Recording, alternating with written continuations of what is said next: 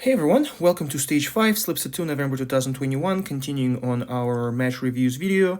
This time we're gonna start with a stage plan and kind of go through how I build my mental representation of a stage and create a stage plan. So Stage 5 was a relatively simple stage. You can start anywhere in the box, 24 rounds, symmetrical stage, just one reload.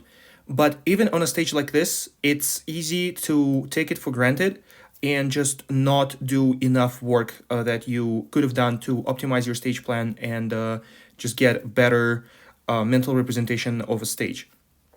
So it's really important always when we shoot a stage to be completely in the execution flow and never react to anything. It means that your processing platform is not really doing anything other than just tracking your sights and executing on a predefined plan that allows you to just the smoothest, fastest execution with no interruptions. So on a stage like this, when I look at it, I see 4 mandatory shooting positions that are determined by the key targets that are circled in red. So these targets are available, left and right targets available on the lean. So this is going to be probably our start position. And the 2 targets in the middle are available when you just perfectly hit that shooting position. So once we determined our mandatory shooting positions, we can now connect them. And in this case, it's super simple. It's basically a straight line. You either go left to right or you go right to left. So there's nothing really that can be optimized here other than the order in which you engage the targets. I think it's pretty straightforward here. The order in which the targets should be engaged in order to get the maximum efficiency out of your stage plan is going to be as follows. It's going to be this target first, second, third, fourth, fifth, sixth, seventh, eighth, then 9, 10, 11, 12. Why this as compared to shooting 1, 2, 3, 4? Because only this target here requires you to shoot it statically from this first or your last shooting position, right? Let's say because this is completely symmetrical stage, let's just analyze it from the point of view of a right-handed shooter, and moving left to right is easier, especially when you have to reload. So we're just gonna go with this. If you shoot this target last, it means all these 3 targets are engaged statically and you cannot move. But if you shoot this target first, then these targets you can at least start shifting your body weight, theoretically combining the time required for engagement of these targets and the overall movement. So theoretically, if your skill is just beyond GM level, you're like national champion, your total time on the stage is going to be determined by your draw plus engagement of your first target. Let's call this one T1. It's going to be T1. Then time of your total movement between the first shooting position and last shooting position, and time required to engage T12, which is going to be this guy here. If you're shooting Career Pixel Limited, depending on your reload skill, your reload can be completely merged into the movement, or it could have some component last, let's call it R dash. So this is really your formula for your time. But if you decide to shoot T1 last, then you will have to add T3, T4, and T2. So it's going to be plus T2 plus T3 plus T4. Assuming that that does not change your movement time, which it really doesn't if you just like, well, it might, but it's, with practice, you will learn that it actually usually doesn't on a very close targets like this, completely open. There's really no benefit of shooting something statically when you could shoot something on the move. On longer distances and harder shots, partials, targets with no shoots, yes, sometimes there is a trade-off between faster movement between the completely static shooting positions and blending them together. But on this stage, when everything is close like that, really movement takes priority, and you just want to shoot everything on the move, or as much on the move as possible.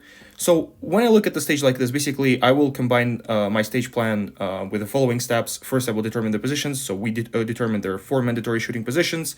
We determined the movement. We're going to just move left to right and shoot everything. So it's going to be T1 is being shot here statically.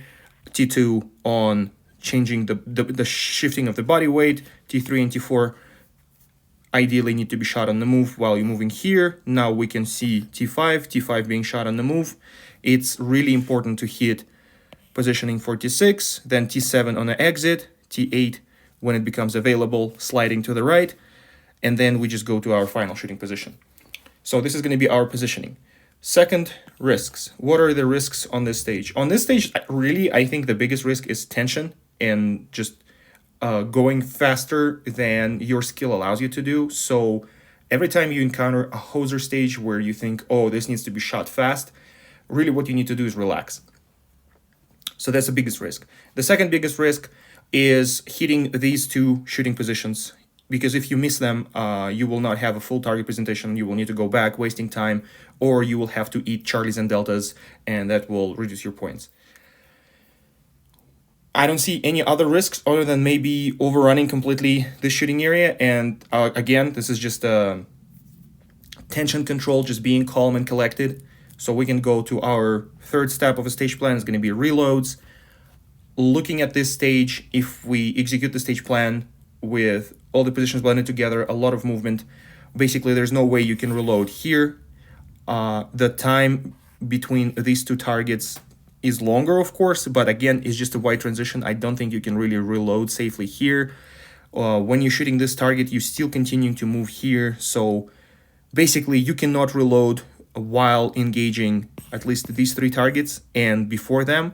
So a lot of people I saw, not a lot, but a few, reloaded coming to this T8, which is kinda a sidestep that gives you time for reload. And if your reload is really good, you can execute that. But there's no reason to do that reload coming to T8, because all this together is only 16 rounds. That gives you plenty of rounds for potential follow-ups. And then you have kind of longer movement. When you see targets, yes, and ideally you want to have no reload, like an open, you would have. But if you're reloading while moving still to the final position, it's not as bad, and we're pretty much merging our reload into movement time. So this is where I decided to reload. So I would move here and then engage these targets in this order. Just like maybe I'm already in this position and the order could be this one as well. But really, if you're a good shooter, you should practice left to right transitions as well as right to left transitions, and it should not really change anything. And considering that the last target is needs to be shot kind of on the lean and pretty drastically in here, to be honest, then it's better to shoot three targets on no lean, and only then go to compromise position where you need to lean and shoot the last target.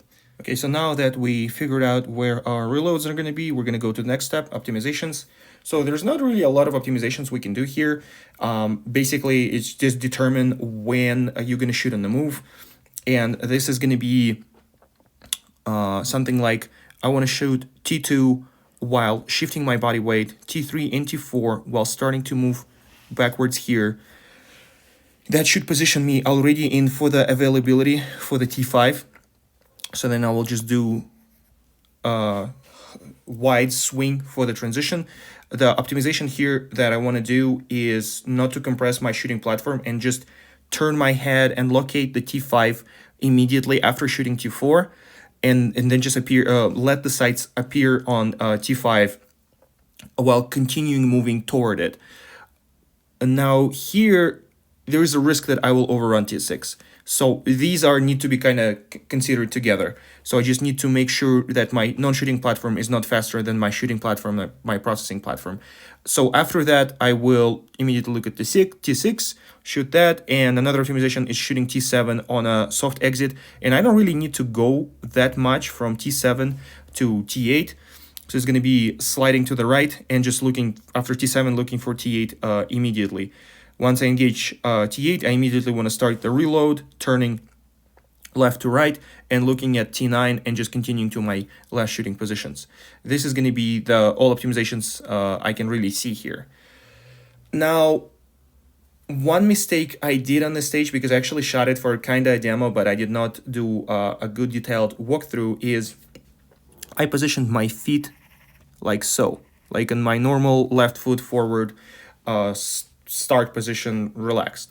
That was a mistake, because when I reviewed the video, actually I had to move my right foot forward first before I could start kind of like sliding backwards here. Now, looking at this, what I would have done instead is stood a little bit more towards the uprange direction, put my right foot here in kind of unnatural lean, but that would allow me to, instead of moving my right foot first, that would allow me to immediately start moving my left foot and being oriented towards T3 and T4 sooner. Not faster, but sooner.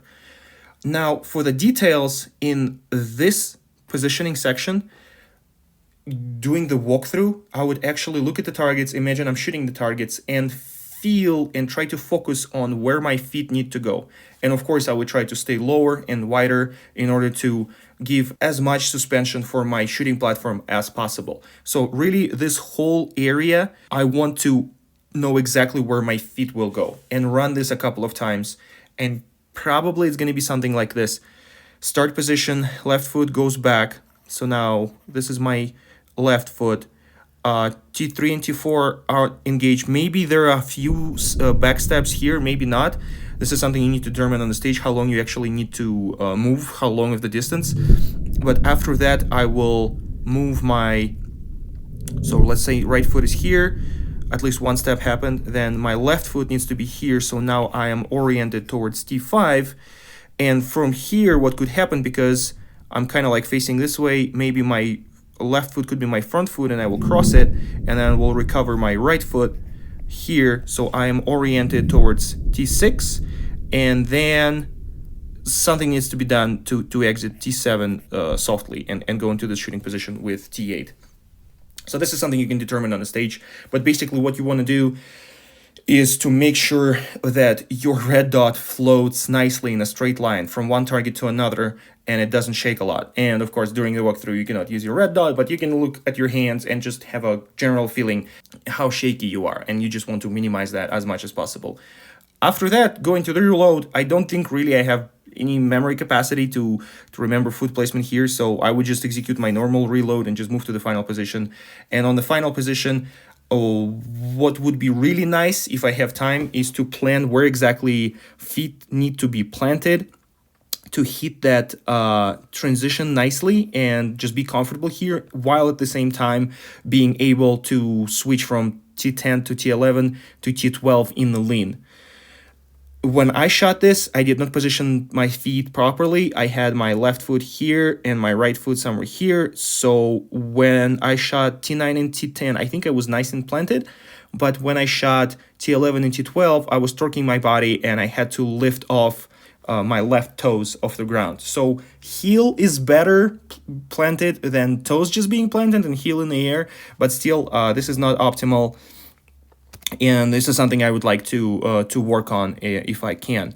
And the last step after determining on the details is just programming. So basically, you do as many walkthroughs on a half speed, natural slow-mo, whatever, or full speed as possible, and you just imagine every time that you're shooting the stage, you're shooting the stage, you're shooting the stage, and when you actually shoot the stage, it feels like you already shot it 5 times, and it just comes nice and natural to you. And I think this is it. This is how I would approach a stage plan on a stage like this. And now let's take a look at my run and some other people's run and some common mistakes we had made on this stage.